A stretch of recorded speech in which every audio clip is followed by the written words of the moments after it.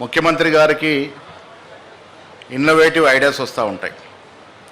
రాజీవ్ గాంధీ గారి విగ్రహం సెక్రటరియట్ ముందు పెట్టాలని ఒక ఆలోచన, బహత్తరమైన ఆలోచన. పరిపాలనలో ఆనాడు పైలట్గా డైరెక్ట్ రాజకీయాలకు వచ్చిన రాజీవ్ గాంధీ గారు ఒక నిష్కల్మషుడు, ప్లెయిన్ హార్టెడ్ మ్యాన్. ఏమీ తెలియకుండా రాజకీయాలకు కొన్ని పరిస్థితుల వల్ల వచ్చినప్పుడు ఈ దేశం గాంధీ కళ్ళ కన్న విధంగా నడవాలని ఢిల్లీ టు గల్లీ నిధులు పంపించి గ్రామ స్వరాజ్యం అంటే ఏంటో చూపించిన ఘనత రాజీవ్ గాంధీ గారిది. నేరుగా గ్రామ పంచాయతీలకి మధ్య ఫిల్టరేజ్ అవుతూ ఉన్నాయి, నేరుగా నిధులు పోవాలని గ్రామాలకు పంపించినట్టు గణనీయుడు రాజీవ్ గాంధీ గారు. ఆనాడు శామ్ పిట్రోడా గారు అమెరికాలో టెలికాం డిపార్ట్మెంట్లో పనిచేస్తూ ఉంటే అక్కడ ఆయనకు వస్తున్న శాలరీ కన్నా ఎక్కువ శాలరీ ఇచ్చి గవర్నమెంట్ ఆఫ్ ఇండియా టెలికాంకి అడ్వైజర్గా పెట్టుకున్న సందర్భం. ఇలా మనం వాడుతున్న సెల్ ఫోన్లు 96, 95లో వచ్చాయి. ఆనాడు రాజీవ్ గాంధీ గారికి నెహ్రూ లాగా దూరదృష్టి లేకుండా ఉంటే సెల్ ఫోన్లు అనేవి మనకు 2005 వరకు కూడా వచ్చేవి కాదు. ఆయన కన్న కళ ఈ దేశం శాస్త్ర సాంకేతిక పరంగా, పరిజ్ఞాన పరంగా, కంప్యూటర్ల పరంగా 21వ శతాబ్దంకి పోవాలి.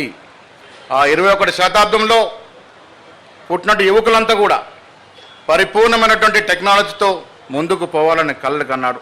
ఆయన కళ్ళల్లో సాకారమైంది, కానీ ఆయన మన మధ్య లేకుండా పోయాడు.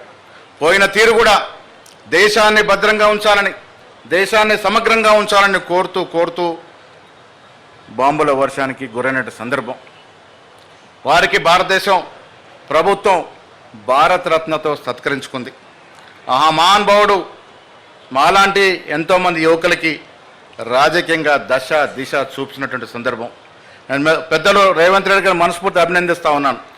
సెక్రటరియట్ ముందున్నటువంటి రాజీవ్ గాంధీ గారు అనునిత్యం మీరు సెక్రటరియట్లో ఉంటే మీకు దశ దిశ నిర్ధారణ చేసిన పరిస్థితుల్లో అలాంటి విగ్రహం అలాంటి స్థానంలో పెట్టినందుకు మీరు అభినందనలోనే మాట కూడా నేను సందర్భం మనం చేస్తూ ఉన్నాను. రాజీవ్ గాంధీ గారు భౌతికంగా మన మధ్య లేకున్నా మన మనసులో చిరస్థాయిగా ఉంటాడు. ఈనాడు 18 సంవత్సరాలకే ఓటు వచ్చిన ప్రతి వ్యక్తి మధ్యలో ఉంటాడు.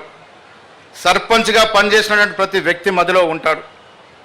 నీతి నిజాయితీ గల రాజకీయాలు చేయాలనుకున్నటువంటి ప్రతి వ్యక్తి మధ్యలో ఉంటాడు.